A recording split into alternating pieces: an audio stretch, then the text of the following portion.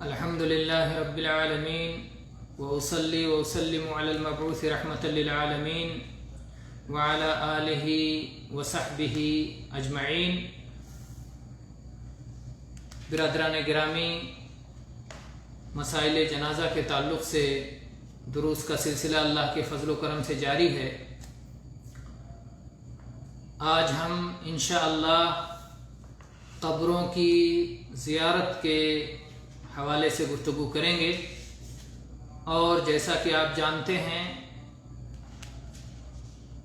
شیخ علامہ محمد ناصر الدین البانی رحمہ اللہ کی کتاب احکام الجنائز و بدعها سے یہ سلسلہ آپ کے سامنے پیش ہے مسئلہ نمبر 115، جس میں شیخ فرماتے ہیں اور قبروں کی زیارت اس مقصد سے مشروع ہے کہ تاکہ نصیحت حاصل کی جائے اور آخرت کو یاد کیا جائے، بشرطے کہ قبر کی زیارت کے وقت کوئی ایسی بات نہ کی جائے اور نہ ہی کوئی ایسی حرکت کی جائے جس سے اللہ تبارک و تعالی ناراض ہو جائے.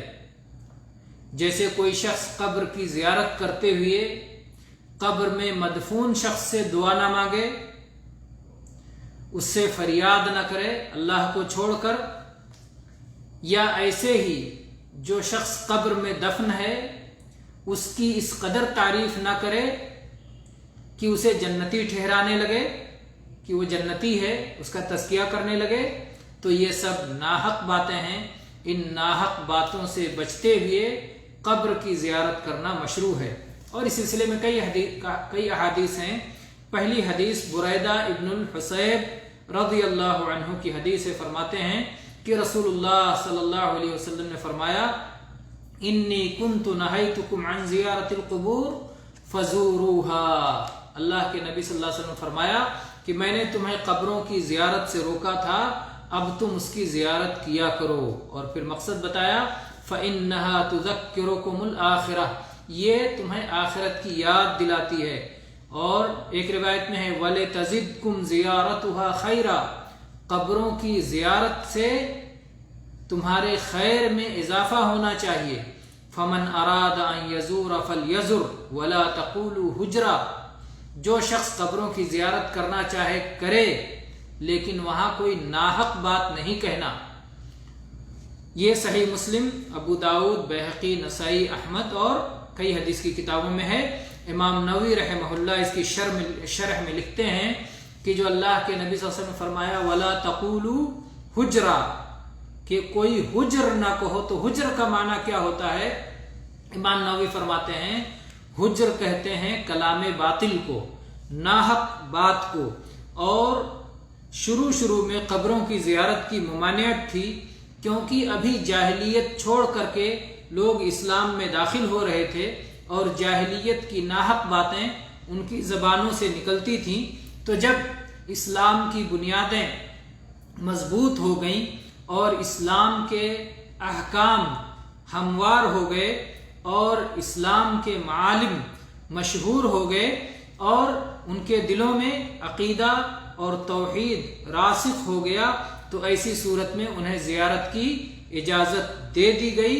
اور البتہ اجازت دیتے ہوئے نبی کریم صلی اللہ علیہ وسلم نے بطور احتیاط یہ بھی فرما دیا وَلَا تَقُولُوا حُجْرًا، کہ قبر کی زیارت کرتے ہوئے کوئی ناحق بات اپنی زبان پر نہیں لانا. اور شیخ البانی رحمہ اللہ اس پر اضافہ کرتے ہیں کہ اور عوام جو کچھ جا کر کے قبروں کے پاس قبروں کی زیارت کے وقت کرتے ہیں، کوئی جا کر کے مردوں سے دعا کرتا ہے، کوئی جا کے مردوں سے فریاد کرتا ہے، اور کوئی مردوں کا وسیلہ لے کر کے، مردوں کے حق کا وسیلہ لے کر کے اللہ سے سوال کرتا ہے، تو ظاہر بات ہے یہ سب ناحق باتیں ہیں اور یہ سب باطل باتیں ہیں. علماء کو ضروری ہے، علماء کا فرض ہے کہ اللہ کا حکم ان مسائل میں بیان کرے اور لوگوں کو شرعی زیارت اور اس کا مقصد بتائیں کہ شرعی زیارت کا طریقہ کیا ہے، قبروں کی زیارت کا شرعی طریقہ کیا ہے اور اس کا مقصد کیا ہے. امام صنعانی سبل السلام میں کہتے ہیں کہ اس حدیث میں اس بات کی دلیل ہے کہ قبروں کی زیارت مشروع ہے، اور ساتھ میں حکمت بھی بیان کر دی گئی ہے، اور وہ یہ کہ قبروں کی زیارت نصیحت حاصل کرنے کے لیے ہے۔ اگر نصیحت حاصل کرنے سے خالی ہو، اگر قبروں کی زیارت نصیحت کرنے سے خالی ہو تو یہ شریعت کا مقصود نہیں ہے۔ گویا شریعت کا مقصود ہے کہ ایسی زیارت نہ ہو۔ شریعت کا مقصود یہ ہے کہ قبروں کی زیارت ایسی ہو جس میں آدمی نصیحت حاصل کرے۔ اگر نصیحت حاصل کیے بغیر قبروں کی زیارت کر رہا ہے تو یہ شرعی مقصود کے خلاف ہے۔ دوسری حدیث اس سلسلے میں ابو سعید خدری رضی اللہ عنہ کی فرماتے ہیں کہ رسول اللہ صلی اللہ علیہ وسلم نے ارشاد فرمایا، انی نہیتکم عن زیارت القبور فزوروها، میں نے تمہیں قبروں کی زیارت سے روکا تھا، اب زیارت کیا کرو، فإن فيها عبرہ، اس لیے کہ اس میں عبرت اور نصیحت ہے، ولا تقولوا ما يسخط الرب، اور کوئی ایسی بات نہ کہو جس سے رب پروردگار اللہ تعالی ناراض ہو جائے۔ یہ مسند احمد، مستدرک حاکم اور ایسے ہی بیہقی کی روایت ہے، اور یہ صحیح ہے۔ اسی طرح سے تیسری حدیث اس سلسلے میں انس بن مالک رضی اللہ عنہ کی حدیث ہے کہ رسول اللہ صلی اللہ علیہ وسلم نے فرمایا، میں نے تمہیں قبروں کی زیارت سے روکا تھا، خبردار اس کی زیارت کیا کرو، اس لیے کہ اس میں قلب پہ رقت طاری ہوتی ہے، دل نرم پڑتے ہیں، آنکھیں اشکبار ہوتی ہیں، آخرت کی یاد آتی ہے، البتہ وہاں کوئی ناحق بات نہ کہا کرو۔ اسے امام حاکم نے بسند حسن روایت کیا ہے، اور مسند احمد میں بھی یہ روایت ہے۔